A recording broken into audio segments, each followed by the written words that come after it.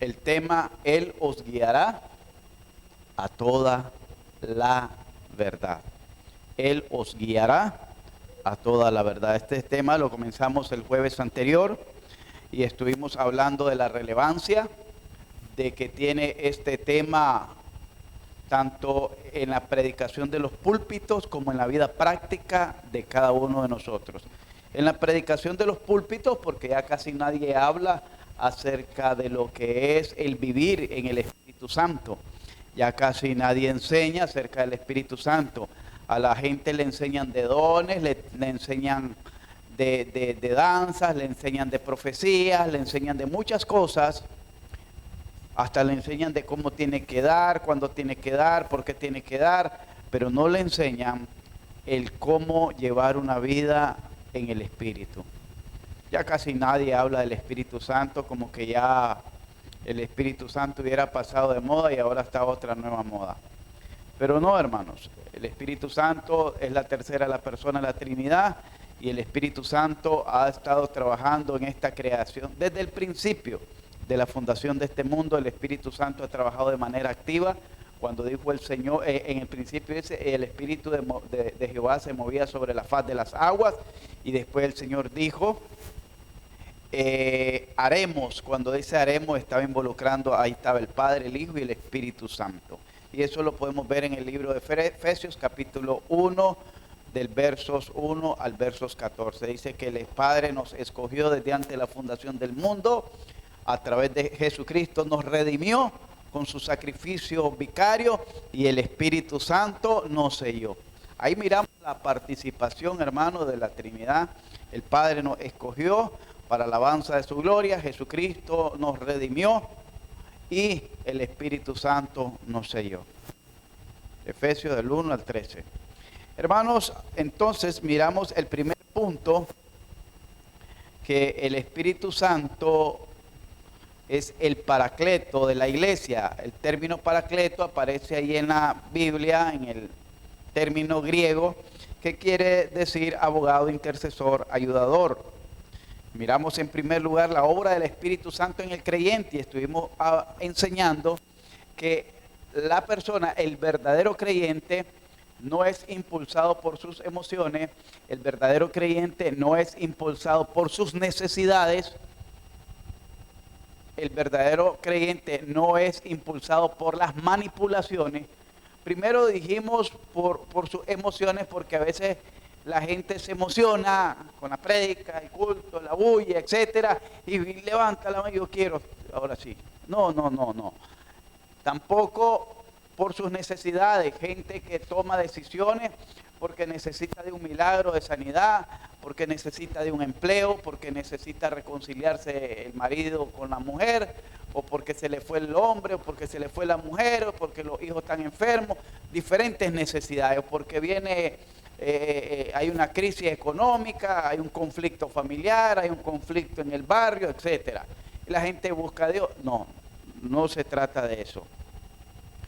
El Espíritu Santo es el que nos guía al arrepentimiento. El verdadero creyente es guiado por el Espíritu Santo, porque dice la Escritura donde leímos que Él convencerá al mundo de justicia, de pecado, de justicia y de juicio. Eso lo miramos en San Juan capítulo 16, versos 8 y 9. ¿Quién es el que va a convencer? El Espíritu Santo. Tampoco es por las manipulaciones que uno pueda tener desde el púlpito. Tampoco es por eso. No se trata de que el pastor esté manipulándolo y que alguien lo esté empujando, dale, aceptar. No, tampoco es eso. Tampoco es decirle a la gente, bueno, si no haces esto te vas a ir al infierno. De hecho, pues ya lo tienen ganado. Pero no se trata de eso. No se trata de manipulaciones. Ni que alguien le esté hincando ahí, dale, pasa vos, dale. No. Es el Espíritu Santo el que produce en nuestro corazón, a través de la exposición de la palabra, una convicción de pecado. Oiga bien, lo primero, una convicción de pecado. ¿Qué es una convicción de pecado? Es una seguridad profunda de que estamos mal delante de Dios. Una convicción de pecado, una seguridad profunda de que le hemos fallado a Dios. Y en esta actividad del Espíritu Santo no solo es para el incrédulo, sino también para nosotros los cristianos, cuando en determinado momento, en determinadas circunstancias, en determinadas acciones, pudimos haberle fallado al Señor, pudimos haber pecado contra Dios, y entonces el Espíritu Santo, además de que nos advirtió de que no cayéramos en pecado, una vez que pecamos, nos da esa convicción de que hemos fallado a Dios y nos compunge, nos quebranta, al punto de hacernos volver inmediatamente, reincorporarnos inmediatamente ante Dios para decirle: Señor, perdóname porque he pecado y he hecho lo malo delante de tus ojos, he hecho lo malo delante de ti. El pecado está ligado a mi corazón y te pido que me perdones, que la sangre de Jesucristo siempre esté presta para limpiarme de todo pecado y de toda maldad.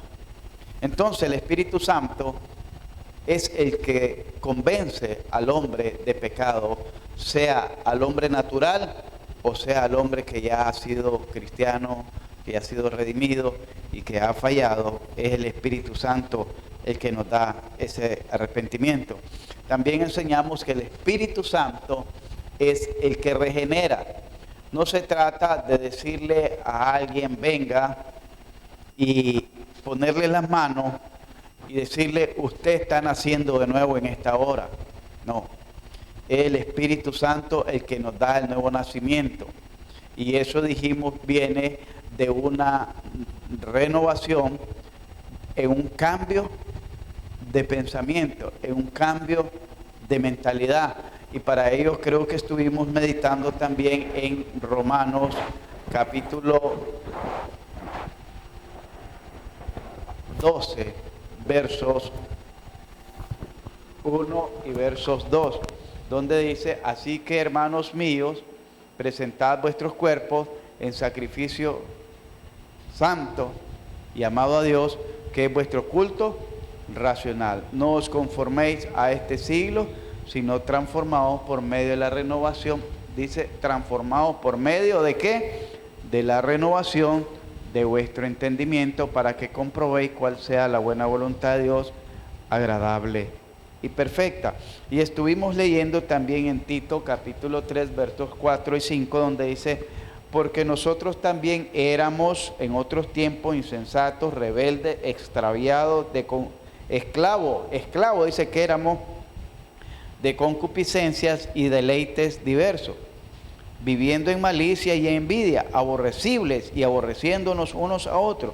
Pero cuando se manifestó la bondad de Dios para con nosotros, la bondad de Dios nuestro Salvador y su amor para con los hombres, nos salvó no por obras de justicia que nosotros hubiéramos hecho, sino por su misericordia, por el lavamiento y la regeneración y por la renovación en el Espíritu Santo.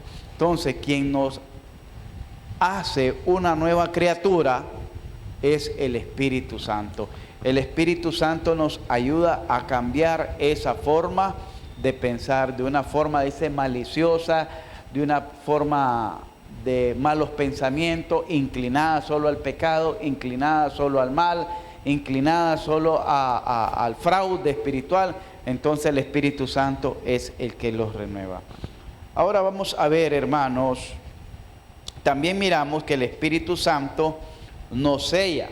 Y estuvimos hablando y ejemplificando este tema acerca de que el Espíritu Santo nos sella como propiedad de Dios, y hasta pusimos muchos ejemplos, que nosotros naturalmente decimos mi hijo, ciertamente son nuestros hijos, pero no nos pertenecen a nosotros, le pertenecen a Dios. Y Dios es soberano y Dios va a determinar qué hacer con nuestros hijos. Yo le digo mi esposa, pero realmente no es mía, es de Dios, es de Dios. Porque desde el momento en que nosotros, cuando creímos, fuimos sellados, pasamos a ser propiedad absoluta de Dios. Oiga bien, propiedad absoluta. Entonces, mis hijos, ¿qué son? Bueno, Dios, son prestados. Alguien dijo esa vez, somos prestados. Los tenemos prestados de parte de Dios. Dios los ha puesto bajo nuestras manos para que nosotros los eduquemos, nosotros los guiemos, los formemos, los instruyamos, pero ellos son de Dios. Los padres nos aferramos a los hijos. A veces no queremos ni que salgan de casa. Yo he sido uno, que yo deseara tener una casa y un gran terreno donde cada uno de mis hijos haga su casa y estar cerca de ellos, estar cerca de mis nietos. El problema es que me aguanten ellos, ¿verdad? Ese es el problema, que me vayan a aguantar, tenerme cerca a mí. No me aguantan mis hijos. Los nietos sí me aguantan, pero los hijos no. Y ni yo los voy a aguantar a ellos tampoco. Entonces hablamos en tercer lugar que el Espíritu Santo nos sea como propiedad. Vamos ahora a Hechos capítulo 2, versos 38.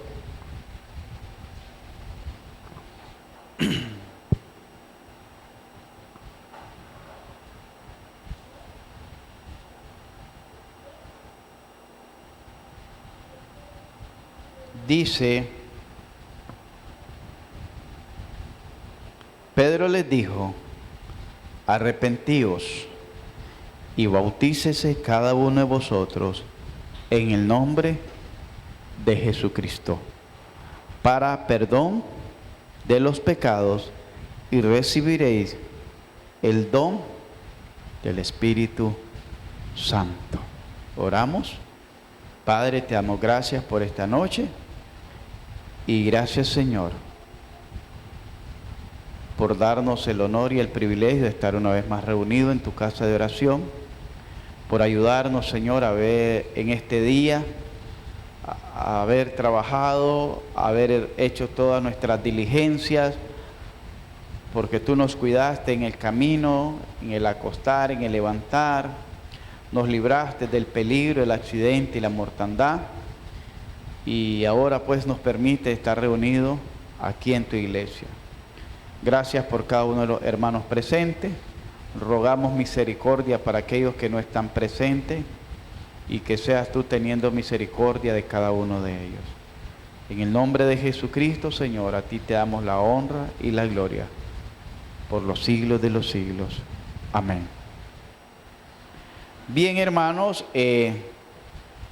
tenemos entonces el Espíritu Santo nos da la convicción de nuestra salvación. Oiga bien, el Espíritu Santo nos da la convicción. La palabra convicción es certeza, seguridad, pero una certeza, una seguridad tan profunda que no es sencilla de desarraigar. No es fácil de desarraigar. ¿Y por qué hablamos de que el Espíritu Santo nos da esa convicción? Porque aquí hemos enseñado y seguimos enseñando, y si Dios los permite, seguiremos enseñando la seguridad de la salvación, que una vez que el Señor nos salva, seremos para siempre salvos. Una vez que Dios nos salva, la salvación no se pierde. Y la salvación no es por obra, no es por portarse bien, ni por hacer esto, ni por hacer aquello. La salvación es puramente por gracia de Dios y se recibe por medio de la fe, de una fe genuina, de una fe verdadera, acompañada de un profundo arrepentimiento para con Dios. Entonces, el Espíritu Santo, oiga bien, es el que nos da esa convicción. Yo les puedo pasar enseñando todo el año la seguridad de la salvación. Comenzamos desde Génesis, si usted quiere. Pero eso no le va a producir en su corazón una convicción. La convicción la produce el Espíritu Santo. Y dice que esta gente, ponemos como ejemplo a los judíos, Porque los judíos tenían la ley, hermano. Los judíos tenían los pactos. De los judíos vino nuestro Señor Jesucristo. Tenían a los profetas. Ellos conocían perfectamente del Espíritu Santo. Ellos conocían perfectamente de Dios. Ellos habían visto cosas que nosotros ni nos imaginamos. Cuando usted ha visto abrirse el mar y que en medio del mar que se hagan unos muros de agua a ambos lados y usted pase así, todo esto sea agua y aquí tiene agua y usted pasa en seco caminando de un extremo a otro extremo. Eso nunca lo hemos visto. No sé si algún día lo miraremos. Cuando usted ha visto que por la noche lo vaya alumbrando por el camino una gran columna de fuego, hermano, que no se consume. Yo tampoco lo ha visto.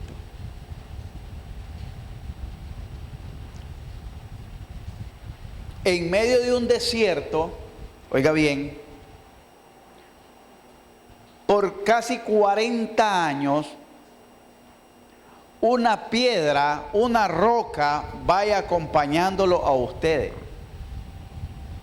Y que cada vez que el pueblo sentía sed, de esa roca fluía un manantial de agua. Nunca vamos a ver eso, hermano. Y peor, le estoy hablando no de la ciudad, el desierto. Que bien dice la palabra desierto porque no hay nada. Y que en ese desierto caía como escarchas del cielo aquel maná, que quiere decir que esto, que eran como escarchas, y la gente iba y recogía y lo molía y lo preparaba y hacía tortas de ello. En el desierto, en la arena, no es que caía en una tela, que en la arena. Y la gente caía tanto que la gente lo recogía a montones para poder comer en medio del desierto. Hermanos, el pueblo de Israel pudo haber visto todas esas cosas, todas esas maravillas de Dios, pero aún así no era salvo. Oiga bien, pero aún así no era salvo. No gozaban de la salvación. Por eso aquí Pedro les dice, ellos le preguntan al Pedro, varones hermanos, en el verso 37, ¿qué haremos? Porque hay muchas personas que pueden tener religión, oiga bien, pero no tienen a Cristo en su corazón. Hay muchas personas que tienen la Biblia, la pueden leer la Biblia, pero todavía no tienen al Espíritu de Dios. Y hay otras personas que pueden predicar, pueden cantar, pueden hablar bonito de Dios, pero no tienen la vida eterna. No tienen a Cristo en su corazón.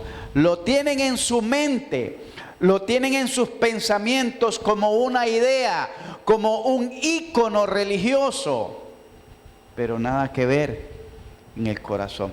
Estaba escuchando en la radio que en muchos colegios hoy en día están celebrando el nuevo nacimiento, están celebrando la Purísima y cosas así en colegios públicos.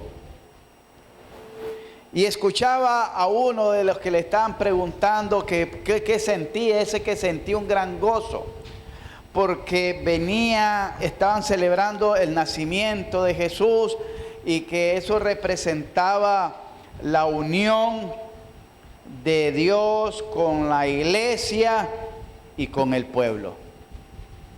Entonces esto estaba representado en Jesús, en María y en José. Jesús era Dios, María la iglesia y José representaba al pueblo. Yo dije, ¿y de dónde sacan eso? ¿A dónde sale en la Biblia que Jesús representaba a Dios, que María representaba a la iglesia y que José representaba a la humanidad? Y ellos dicen la Sagrada Familia. Decía mi madre, cada loco con su tema, ahí dejémoslo. Pero eso no significa que tengan a Cristo en su corazón. Eso no significa, porque como les digo, pueden hablar de pasajes, de historia, de personajes, pero no tienen la vida eterna. El pueblo de Israel así estaba. Y le dicen, cuando Pedro le da el testimonio en su sermón de que Jesús era el Mesías prometido, el hijo de David, y entonces le dice, bueno, varones hermanos, ¿qué hacemos? Pedro le da la solución: arrepiéntanse, arrepentíos y bautícese cada uno de vosotros en el nombre de Jesucristo para perdón del pecado, y como efecto van a recibir el don del Espíritu Santo. El don del Espíritu Santo es el mismo regalo de la vida eterna. Por gracia soy salvo, y no de vosotros, pues por medio de la fe, y es un don de Dios. La salvación es un regalo que Dios nos ha dado, pero ese regalo se obtiene por medio de la fe en el sacrificio de Jesucristo, su Hijo. No por medio de la fe en una iglesia, no por medio de la fe en una religión, no por medio de la fe en unas prácticas religiosas como hacen algunos, por medio de la fe, y no en los milagros que hizo Jesús cuando anduvo en los días de su ministerio, que caminó en el mar, que multiplicó los peces, que multiplicó los panes, que sanó a los cojos, sanó a los ciegos, a los sordos, a los mudos, liberó a los endemoniados, etc. No es la fe en ellos, es la fe en Jesucristo. Porque todas esas cosas eran solo para testimonio, para señales a los judíos. No a nosotros, a los judíos. Entonces no es poner la fe en lo que hizo Jesús para creer que Él es el Hijo de Dios. No, es poner la fe en Jesucristo, que Él es Dios encarnado. Amén. Entonces, como efecto, nosotros, el Espíritu Santo nos da la convicción, la seguridad de nuestra salvación. Porque dice que el que tiene al Hijo, tiene la vida. Porque Jesucristo es la vida eterna. Eso lo miramos el domingo en el sermón del domingo. Primera de Juan capítulo 5. En quinto lugar, el Espíritu Santo es la confirmación de nuestra comunión con Dios y su Hijo Jesucristo. Primera de Juan 4:13. Primera de Juan 4:13, hermanos.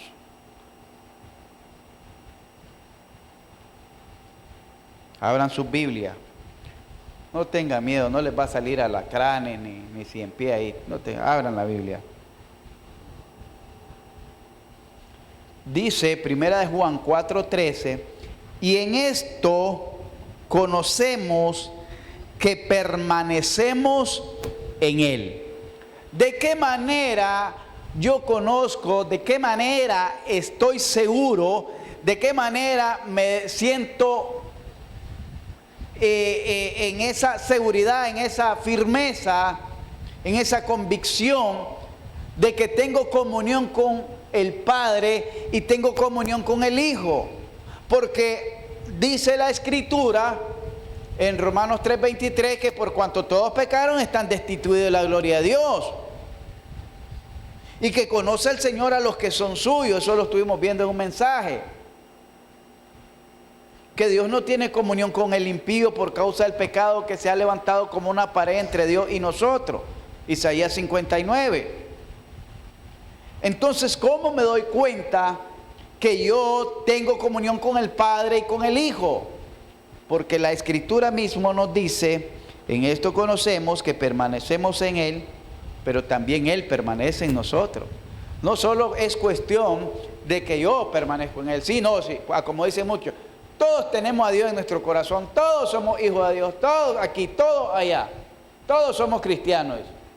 Está bien, yo con Él, pero la seguridad de que Él está conmigo, dice, en que nos ha dado de su Espíritu. ¿Sientes tú en tu vida cristiana, en tu caminar cristiano, que el Espíritu Santo camina contigo? ¿Sientes tú que en tu vida cotidiana el Espíritu Santo está contigo? ¿Sientes tú que el Espíritu Santo duerme al lado tuyo? Se acuesta contigo, se levanta contigo, anda contigo. Porque dice la Escritura en Romanos 8 que los que son guiados por el Espíritu de Dios, estos son hijos de Dios. Y si somos hijos de Dios, tenemos que ser guiados por el Espíritu de Dios. Sentimos esa confianza, como dice el apóstol, y en esto conocemos que nosotros estamos en Él y Él está en nosotros. ¿Por qué? La seguridad no la dan las palabras, la seguridad no la da un sermón, la seguridad no se la da el que yo les diga, la seguridad se la tiene que dar en lo que ustedes vivan y experimenten cada día y cada instante en la compañía y la comunión con el Espíritu Santo.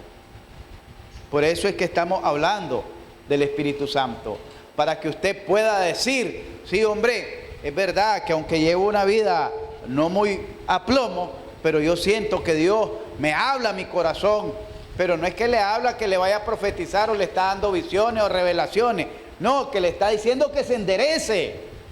Ahí es donde Dios nos habla, cuando te dice enderezate, estás caminando mal, te estás desviando del camino, haced sendas derechas para vuestros pies, para que lo cojo no se salga del camino, dice Hebreos capítulo 6. Haced sendas quiere decir caminos derechos para tus pies. No camines por lo torcido, no te vayas por la tangente. Haced sendas derechas para tus pies, para que lo cojo, lo enfermo, lo que no se ha sanado en tu vida, no haga que te salgas del camino. Entonces yo puedo decir, estoy cojeando, pero estoy yendo en el buen camino. ¿Me están entendiendo, hermano? Estoy en la lucha, pero voy en el camino. Estoy batallando, pero voy en el camino. No me estoy desviando del camino. Estoy peleando, pero voy en el camino. No con el vecino, con la buena batalla. Pelee con sus pecados, con sus mañas, con sus malos hábitos, malas acciones, malos pensamientos, malas palabras, malas conductas, mal carácter. Pelee con eso, no pelee con el vecino. Ni diga como alguien dijo, estoy peleando con el diablo. ¿Quién puede pelear con el diablo? Si dice que el arcángel Miguel luchaba contra el diablo y el arcángel le tuvo que decir, el Señor te reprenda. Pelee con su pecado, pelee con sus rebeliones, pelee con su pereza, con sus malas disposiciones, con sus malos pensamientos, con sus malas acciones, con sus malas actitudes, con sus malas palabras, con su mal carácter. Con ese peleese todos los días y dígale a su mal carácter, infeliz, hoy no te voy a dar gusto, hoy no me voy a amargar la vida, desde ya voy sonriendo, mira, para no darte gusto. Con ese peleese, hermano. Y verá, ahí sí va a estar peleando la buena batalla. El Espíritu Santo nos da la convicción de nuestra verdadera comunión con Dios y con su Hijo Jesucristo. Cuando usted está peleando, cuando usted se esté esforzando por hacer las cosas bien, cuando usted lucha de manera, aunque esté enfermo, aunque tenga problemas, aunque esté, y no por una religiosidad, sino por una lucha de sentirse bien consigo mismo, al decir, Señor, yo quiero hacer lo mejor para ti. No soy el mejor, usted puede decir, no soy el mejor de la iglesia. Quizás sea el peor de la iglesia, pero aquí estoy, Señor. Y si estoy aquí, es porque te necesito. Si estoy aquí, es porque necesito de tu ayuda. Si estoy aquí, es porque quiero agradarte. Si estoy aquí, es porque quiero de tu ayuda cada día. Por eso estoy aquí, Señor. No porque sea el mejor, sino porque soy el peor. Por eso estoy aquí. Los mejores no vinieron, ni vienen aquí. Aquí estamos los peores. El Señor dice que lo necio del mundo, lo necio, eso llamó. ¿Qué es lo necio? Lo ignorante. Lo vil del mundo. ¿Qué es lo vil del mundo? lo más malo, eso llamó. Por eso es que estamos aquí, hermano. Ninguno de nosotros estamos porque éramos buena ficha.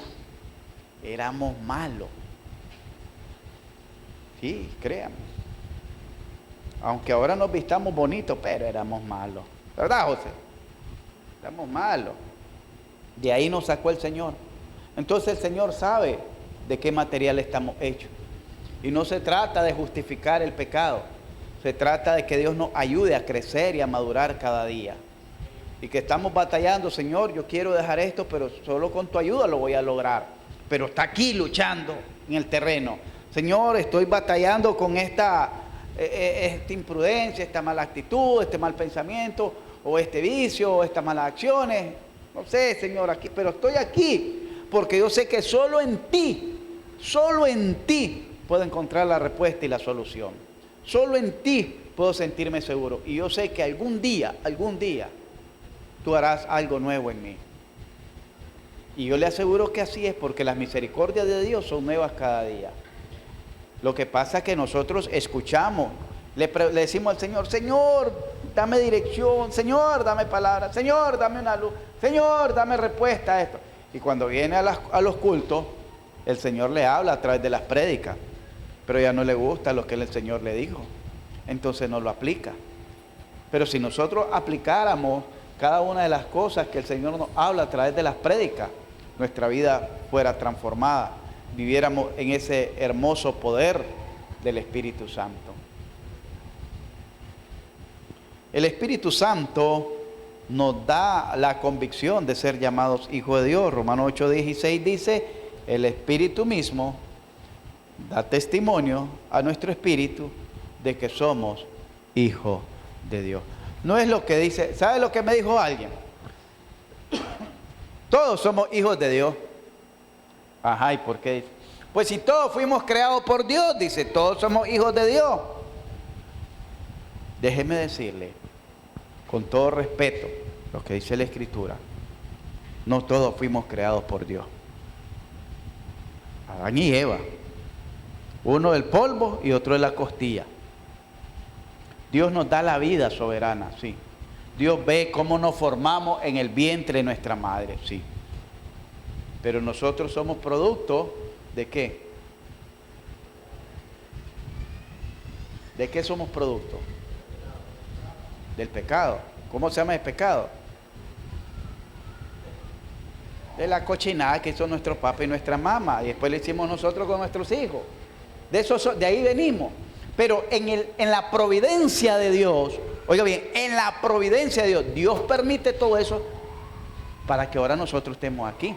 Dios lo permitió. Pero si decimos que Dios nos creó a todos, a como dicen las generalidades, la universalidad le llaman a eso, entonces Dios hizo discriminación. ¿Por qué? Porque hizo a los negritos, hizo a los cheles que mandan y a los negros que son esclavos, y ahora a los chinos que son potencia, y a nosotros los morenos quedamos atrás. Hizo a los guapos, dice el hermano, guapos, y a nosotros los feitos nos hizo feitos. Es discriminación. Pero no, nosotros ya venimos, nuestros rasgos vienen de los ADNs de nuestros padres, genéticamente hablando.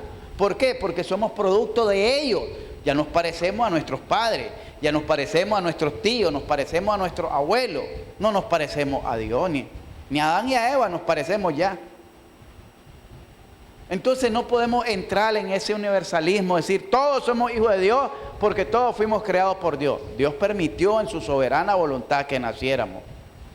Pero decía el profeta que tus ojos me vieron cuando mis huesos eran formados en el vientre de mi madre como un embrión. Tus ojos me vieron. Dios en su omnisciencia, como les dije, nos escogió, sí, desde antes de la fundación del mundo, sí. Que Dios nos conoció, sí, antes de la fundación, que tal vez existíamos, sí. Pero no nos creó a nosotros. En su providencia, Él dejó un desarrollo de una maquinaria que trabajara toda una cadena de la humanidad hasta llegar a nosotros. Y los que vienen después de nosotros. Mis hijos, ¿producto de quiénes son? No le diga igual. Pero ahí estamos. Mire, hasta se parece Brandon a la hermana Rosa, ¿eh? En los ojos maravillosos que tienen, dice. Después los hijos de Brandon, ¿a quién se van a parecer? A la Cindy. Pero ahí vamos, hermano. Y nos vamos pareciendo uno a otro. Hermanos, dice que el Espíritu Santo es el que nos da testimonio a nuestro espíritu de que somos hijos de Dios. Pero para sentir esa seguridad se necesita lo primero. ¿Quién? El Espíritu Santo. Usted no puede tener esa seguridad de ser hijo de Dios, como le hablan el universalismo. Todos somos hijos de Dios, todos somos. Es más, ¿saben qué me dijo alguien? Todos somos cristianos, me dice. ¿Por qué usted me dice que usted es cristiano y yo no? Todos somos cristianos. Dígame usted, ¿por qué usted dice que todos somos cristianos? Pues si todos venimos después de la era de Cristo, todos somos cristianos, dice. Así me lo dijo. Entonces yo vine con la escritura y le enseñé, mire a quienes llamaban cristianos, no a todos los que estaban después de la era de Cristo, sino a aquellos que caminaban conforme a la fe y a la doctrina de Cristo. Hechos capítulo 11. La iglesia de Antioquía les comenzaron a llamar cristianos. Hermanos, para que usted pueda sentirse seguro de la comunión con Dios, sentirse seguro de su relación con el Padre, con el Hijo, necesita el Espíritu Santo. Y necesita el Espíritu Santo para también sentirse seguro de que ahora es hijo o hija de Dios. ¿Me entiende? De lo contrario, va a ser una ilusión que con el primer fracaso que tenga en su vida, que con la primera mala experiencia que tenga en su vida, a como ha pasado con muchos, corren y se van al mundo y dicen, no, es que eso ya no es para mí. Corren y se van al mundo y dicen, no, ¿para qué estar jugando con Dios? Ya no se sienten cristianos, ya no se sienten hijos de Dios. Ahora dice que son hijos descarriados, hijos del diablo, que tal vez han sido y seguirán siendo, porque siguen con la corriente de este mundo. Yo les he enseñado, hermanos, el día que usted se equivoque, el día que comete un pecado, arrepiéntase, pero no vuelva atrás. No vuelva atrás por nada. Siga adelante. ¿Es una licencia para pecar? No. Siga adelante. Porque si usted vuelve atrás, difícilmente va a seguir adelante. Y una vez que vuelve atrás, alguien que ha estado en la iglesia, ¿sabe qué se convierte? En un blasfemo. Comienza a blasfemar. Comienza a blasfemar el nombre de Dios. Comienza a blasfemar de las cosas de Dios. El Espíritu Santo es el único que nos puede dar esa seguridad de que somos hijos de Dios. ¿Recuerdan al hijo pródigo? En algún momento el hijo pródigo dijo que ya no era hijo de su papá. Al contrario, cuando se sintió oprimido, aprisionado, fracasado por causa del pecado y por causa de la decepción, de la mala decisión que había tomado, cuando todos lo abandonaron, que ya no valía ni un centavo, él dijo, iré a la casa, ¿de quién? De mi padre. Él siempre sabía que tenía un padre y él siempre sabía que era hijo de ese padre. Y cuando volvió, él volvió solito, porque hubo una convicción en el corazón que le decía que él pertenecía a un lugar y él pertenecía a alguien. Primero a un lugar, ese era que decía, iré a la casa de mi padre. Entonces él tenía la convicción de que pertenecía ¿a dónde? A un lugar. Pero también tenía la convicción de que pertenecía a alguien, mi Padre. Y le diré, Padre, perdóname porque he pecado contra ti, contra el cielo, ya no soy digno de ser llamado tu hijo, hazme como uno de tus jornaleros. Ese era el complemento. Pero la convicción es que él sabía que tenía un lugar especial y una persona especial donde él pertenecía. Eso es lo que hace el Espíritu Santo en nosotros, aun cuando le hemos fallado. Imagínense si no le fallamos, con mucha mayor seguridad el Espíritu Santo va a obrar en nuestros corazones. Séptimo, el Espíritu Santo nos santifica. Dios lo llamó a usted y a mí no porque éramos santos. Oiga bien, cuando usted va a predicar, la gente le dice, no, pastor, es que, o no, hermano, ando en pecado, o tengo este vicio, o soy mentiroso, o soy mentirosa, o hago esto, o hago mal. Yo voy a buscar, pero necesito arreglar algunas cosas. Siempre le dicen una excusa, y esa excusa siempre va dirigida a que su vida está en desorden. Siempre, siempre. Tengo que arreglar algo. Que su vida está desordenada. Pero déjenme decirle que Dios nos salva no porque seamos santos, sino porque somos pecadores. Él nos limpia no porque estemos limpios, sino porque estamos sucios. ¿Alguien limpiará algo que está limpio? No ha limpiado nada porque estaba limpio. Pero si algo está sucio, entonces usted sí podemos decir, lo limpió. Y la sangre de Jesucristo nos limpia ¿de qué? De todo. Entonces somos pecadores. Y Jesús mismo dijo, no he venido a llamar a justos, sino a pecadores.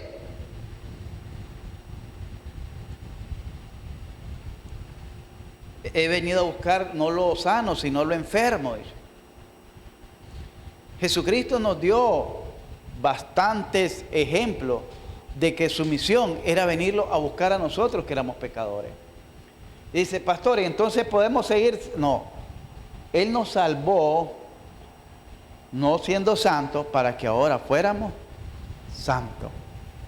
Nos salvó siendo sucios para que ahora fuéramos limpios. Nos salvó siendo condenados para que ahora fuéramos salvos. ¿Me entiende? Estábamos muertos, nos salvó estando muertos y ahora tenemos la vida eterna. Entonces, de esa manera es que ha obrado Dios, pero por medio del Espíritu Santo. En 2 de Tesalonicenses 2:13, si me acompañan, hermanos.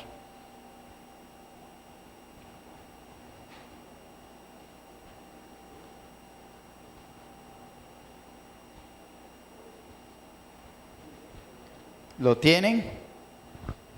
Dice así: pero nosotros debemos dar siempre gracias a Dios respecto a vosotros, hermanos amados por el Señor, de que Dios os haya, ¿qué cosa? Qué linda palabra. ¿Qué hizo Dios? ¿Cuándo lo escogió?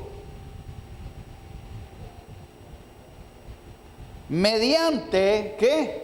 La santificación por el Espíritu y la fe en la verdad. Dios lo escogió desde el principio, pero ahora mediante, por medio, quiere decir de la santificación. ¿Qué es la santificación? Porque ese término lo confunden mucho. Santos no son los muñecos que ponen en los nichos de las construcciones llamadas iglesias, porque está mal empleado el nombre, no son iglesias, son construcciones. Ahora ya le ponen templo, antes le llamaban capilla. Entonces, abren unos nichos, unos huecos y ahí ponen y les ponen veladoras, etc. Esos no son santos. Esos son muñecos de colección. Tampoco son santos aquellos que usted los mira caminar cuando hacen la procesión y van vestidos de blanco y llevan así algo. Y no dicen nada. Espere que termine la procesión a ver si no dicen nada cuando están en el estadio, en la gallera, etc. Esos tampoco son santos. Tampoco son santos aquellos que están, no vino hermano Kenny, aquellos que dicen Iglesia de los Santos de los Últimos Días. Tampoco esos son santos. Iglesia de los Santos, Iglesia de Jesucristo de los Santos de los Últimos Días, algo así. Tampoco ellos son santos. Tampoco son santos aquellos que piensan que por brincar, por hablar en lenguas o por dar 3 vueltas o revolcarse, están practicando la santidad. Tampoco eso es santo. Santos son aquellos, número 1, que le han puesto de nombre santo y se llaman santos. Entonces usted lo tiene que llamar santo. Pero santos bíblicos son aquellos que se han apartado para el Señor. ¿Me entiende? La palabra santo significa apartado, separado. ¿Apartado de qué? De la contaminación del mundo, y usted se apartó para Dios. ¿Apartado para qué? De el sistema en que usted vivía antes, alejado del conocimiento de Dios, alejado de la palabra de Dios, alejado de la oración, alejado de la meditación, alejado de congregarse en una iglesia. Entonces todo eso uno vivía apartado, pero separado de Dios. Y ahora nosotros nos dedicamos este tiempo para aprender de Dios. Por eso somos santos, porque somos apartados para Dios, separados del mundo para Dios. Eso significa la palabra santo. Porque si usted lee la carta a los Corintios, bueno, aquí la leímos, la primera carta a los Corintios, y la estudiamos, 16 capítulos, estudiamos la primera carta a los Corintios, ¿verdad?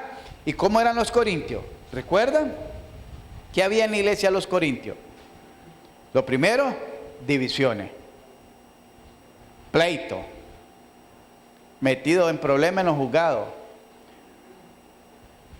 había fornicación, había comida sacrificado a los ídolos, había gente que no honraba el matrimonio, y había un sinnúmero de pecados dentro de la iglesia que necesitaban tener orden.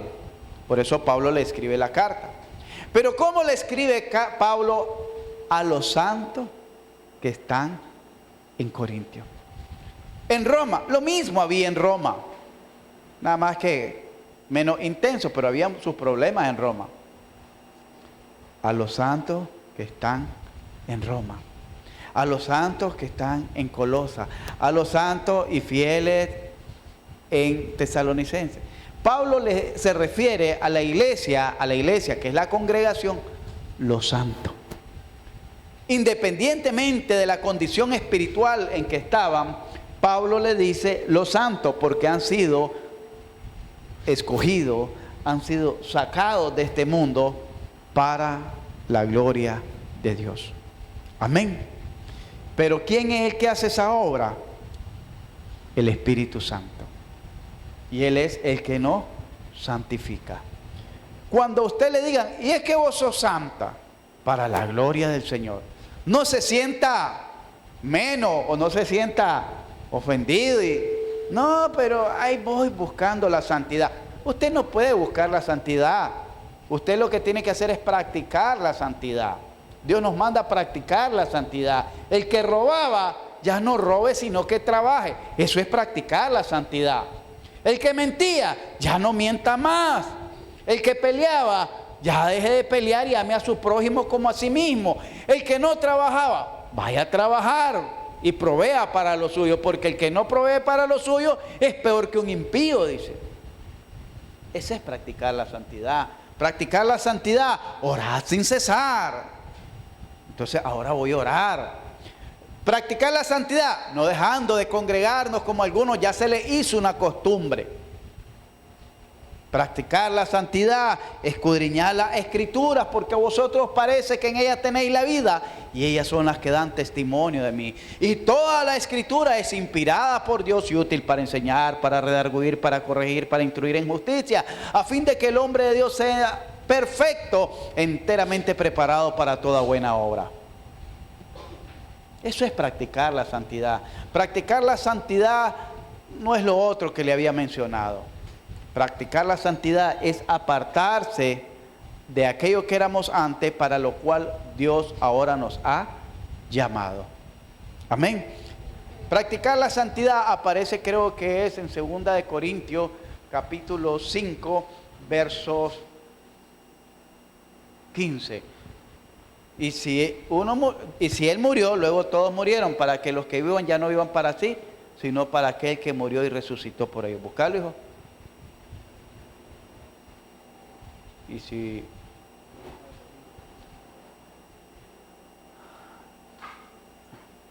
Hey, Mario, ¿te dormiste?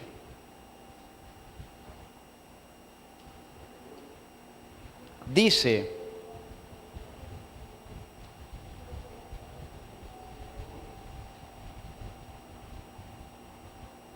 5:15.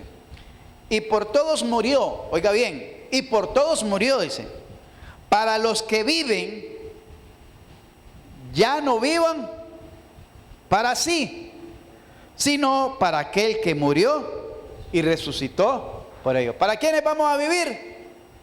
¿Para la empresa donde trabajamos? Para aquel que murió y resucitó por ellos. Eso es practicar la santidad, vivir para Cristo, servir a Cristo, honrar a Cristo, glorificar a Cristo, serle agradable a Cristo. El Espíritu Santo nos santifica. Decía, pero nosotros, hermanos, debemos de dar siempre gracias a Dios respecto a vosotros, hermanos amados por el Señor, de que Dios os haya escogido desde el principio para salvación, mediante la santificación por el Espíritu y la fe en la verdad. El Espíritu Santo es el que nos santifica. Él es el que está... A ver, todos conocemos cuando vamos a cocer frijoles. ¿Qué es lo primero que hacemos cuando vamos a cocer frijoles, hermano? Comprar los frijoles, ¿va? Si no, no podemos cocerlos. Tenemos que irlo a comprar. Y después que los compramos, ¿ah? Escogerlo. Y sacamos lo malo y dejamos lo bueno. Lo malo son las piedritas, ¿va? No son los picaditos. No vayan a creer. Lo malo son las piedritas, la basurita. Los que van picados así se van. Ya cocido el fuego mata todo. Y aquellos que flotan, que están marchitos ahí, también se van ya cocidos, ni se mira eso arrugado. Entonces lo que sacamos son las basuritas y las piedritas. Así el Espíritu Santo hace en nosotros. Saca aquello que no pertenece a nosotros y nos deja lo que sí pertenece a nosotros. Amén. Hay cosas que no nos pertenecen. Pertenecen a este mundo y nosotros las hemos arrastrado de este mundo. Por eso dice segunda de Corintios, creo que es capítulo 7, puesto que tenemos tales promesas, limpiémonos de toda contaminación de carne y de espíritu, perfeccionando la santidad en el temor de Dios. Amén, hermano. ¿Ves? Ahí está. Ahora sí está el día, Mario. Por último, hermanos, el Espíritu Santo nos llena. Nos llena. No es lo mismo ser sellado que ser lleno del Espíritu Santo. Hay otro término que también se utiliza, que es bautizado por el Espíritu Santo, que es sumergido en el Espíritu Santo. El Espíritu Santo nos llena. Vamos a ver que en Hechos 13:52 dice, y los discípulos estaban llenos de gozo y del Espíritu Santo. Y los discípulos estaban llenos de gozo y del Espíritu Santo. Brandon, lee Hechos 2:4, hermana Gladys Padilla, Hechos 4:31, hermana Yesenia, Hechos 6:3, hermano Byron, Hechos 19:17, Byron González, porque ahora se me sentaron los dos juntos, y el hermano Byron Bonilla, Hechos 11:24. Por aquí el hermano Pedro, Hechos capítulo 13, versos 9 y versos 52. Despegamos. ¿Quién comienza? Brandon. Léalo. Fuerte.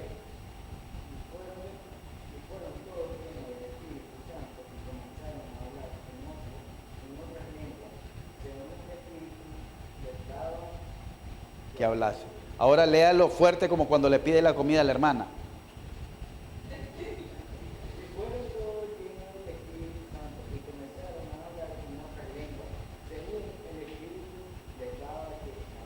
Amén. Gracias, hijo. Si vos vinieras más seguido, yo no te friego tanto. Hermano, ¿quién va? 4:31, hermana Gladys. Cuando hubieron orado, el lugar en que estaban congregados tembló, y todos fueron llenos del Espíritu Santo, y hablaban con denuedo la palabra de Dios. Gracias, hermana. Ahí van a ver algo. Dice que primeramente en Hechos 2, cuando se les apareció el Espíritu Santo en forma de lenguas de fuego, fueron todos llenos del Espíritu Santo. Pero miramos que en Hechos 4, otra vez fueron llenos del Espíritu Santo. ¿Por qué se ocupa la palabra lleno del Espíritu Santo? Porque si estamos llenos, también podemos vaciarnos. ¿Qué quiere decir vaciarse? O menguar en cuanto a la llenura del Espíritu Santo. Es como un carro. El carro yo lo puedo fulear y puedo llegar largo con él, pero en determinado momento la aguja ya me va diciendo la reserva, estás en la reserva. ¿Qué tengo que hacer cuando marca reserva? Ir a llenar otra vez el tanque para poder seguir adelante. Ir a cargar, como dicen. Entonces el Espíritu Santo es así, necesitamos estarlo cargando constantemente. Miramos que en Hechos 2 dice que ellos habían sido llenos, pero miramos en Hechos 4 que dice que estaban otra vez orando, porque Pedro había caído preso y todos los que estaban en la casa otra vez fueron llenos, se les recargaron otra vez la batería. ¿Quién va? 6:3.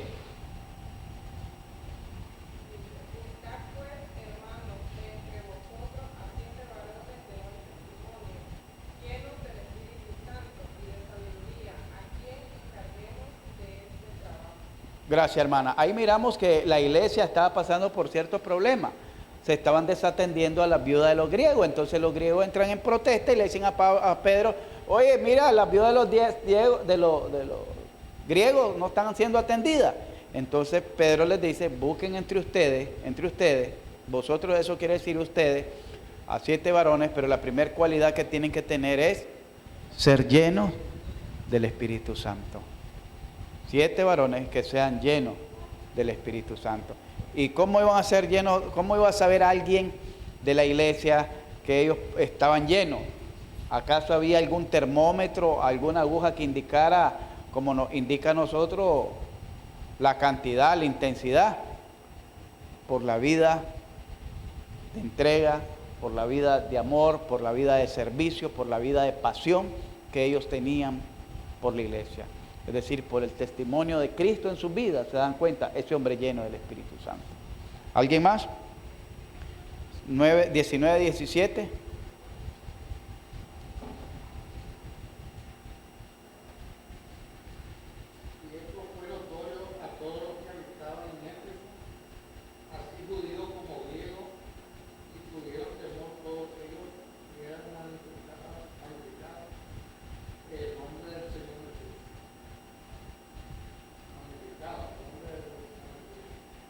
Y eran, espérame, 19, 17 le dije, ¿verdad?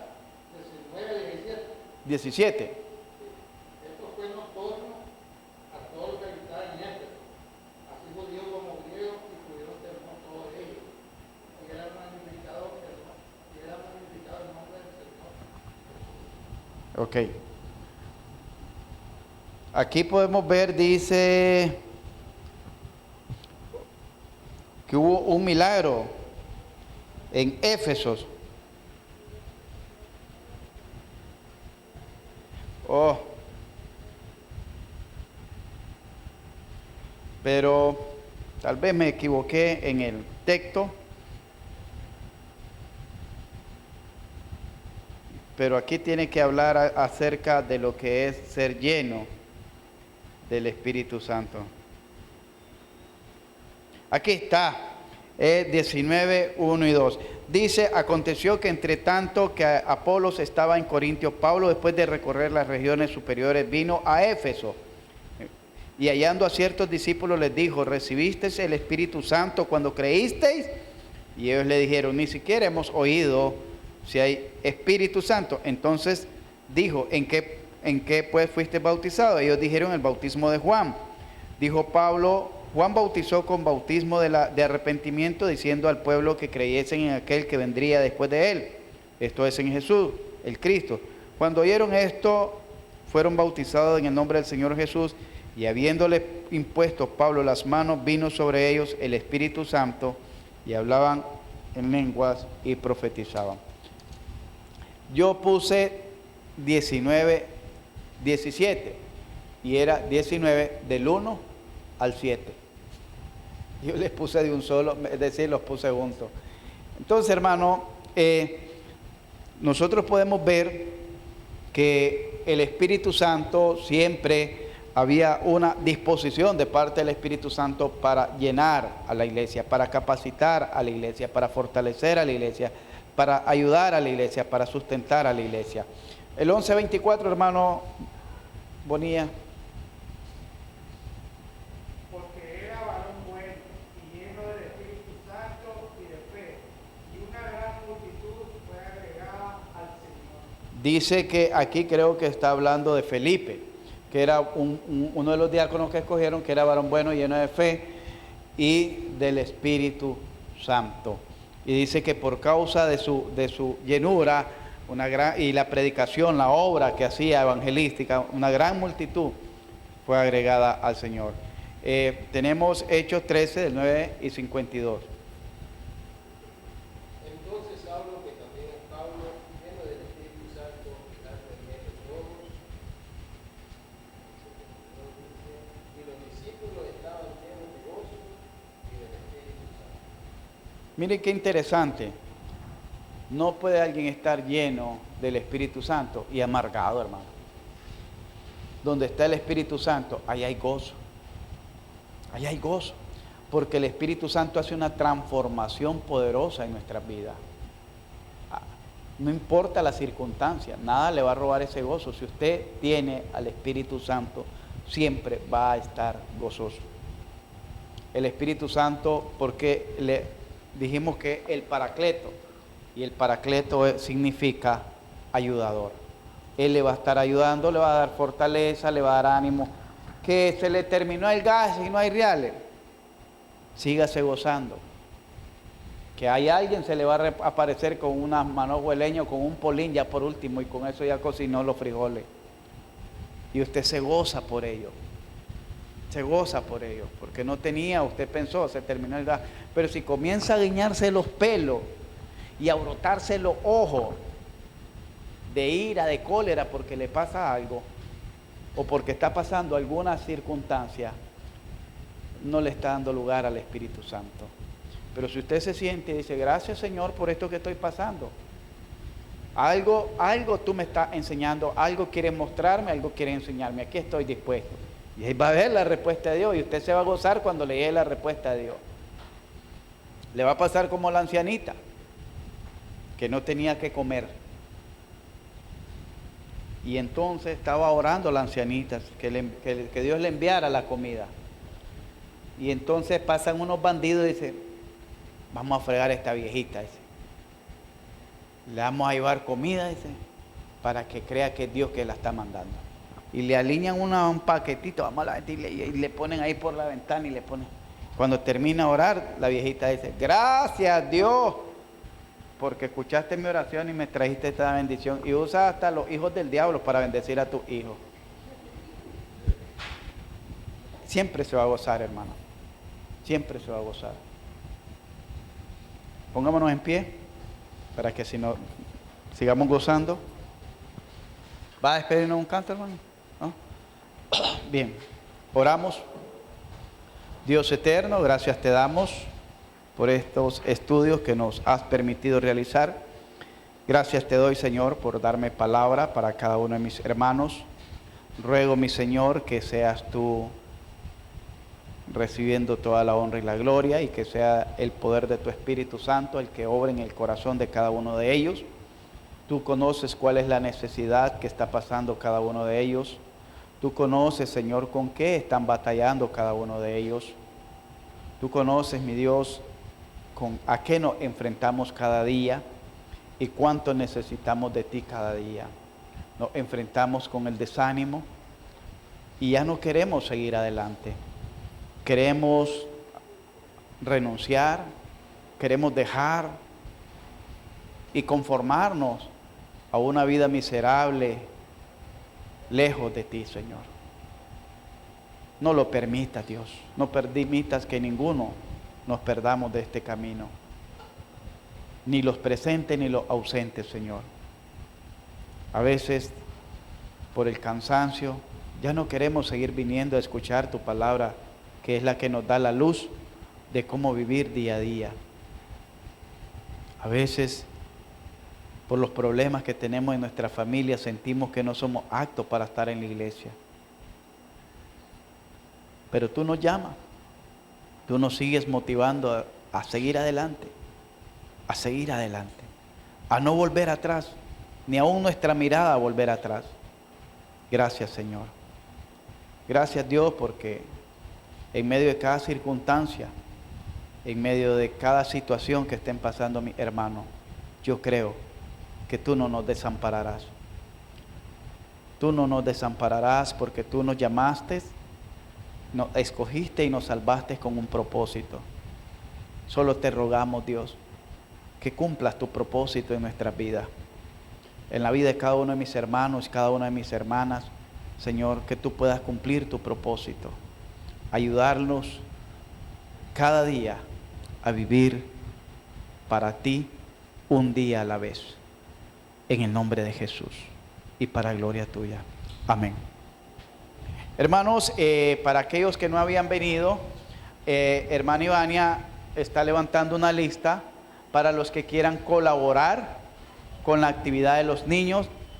Esta ofrenda se va a entregar a más tardar en los primeros días de diciembre, porque para el 17 de diciembre ya estaremos realizando la actividad el día 17 de diciembre.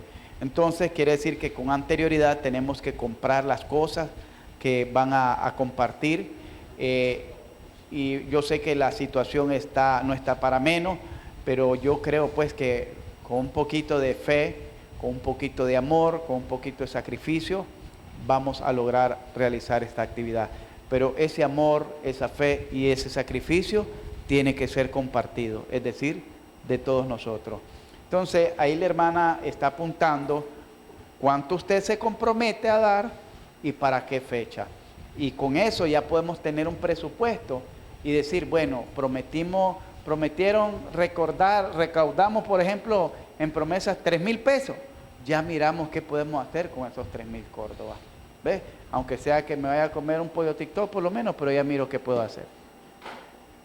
Hermano, entonces queremos ver qué podemos hacer con los niños. Porque es para los niños. El 17 ya es la actividad. Ahora, habían hermanos, porque ya me estoy acordando, antes habían hermanos que nos pedían cartas para colectas en sus trabajos, en su familia, en su vecindario, con sus amistades. Si hay alguien que dice, pastor, dame una cartita ahí para ir a pedir ayuda a mis compañeros que siempre me han dado, etcétera, etcétera, eso se arreglan con el hermano Mario. Hermano Mario, ¿trajiste la hoja, Mario? ¿No? ¿Ah? Bueno, la hoja donde se iban a anotar tampoco. Ok, entonces hermanos, ahí está el hermano Ivania, le pueden anotar los que quieran, ¿verdad? Esto no es exigido, esto es voluntario, voluntariamente obligatorio para todos. Vamos así a decir nuestro texto, hermanos, 1 Corintios 15:58, así que hermanos míos,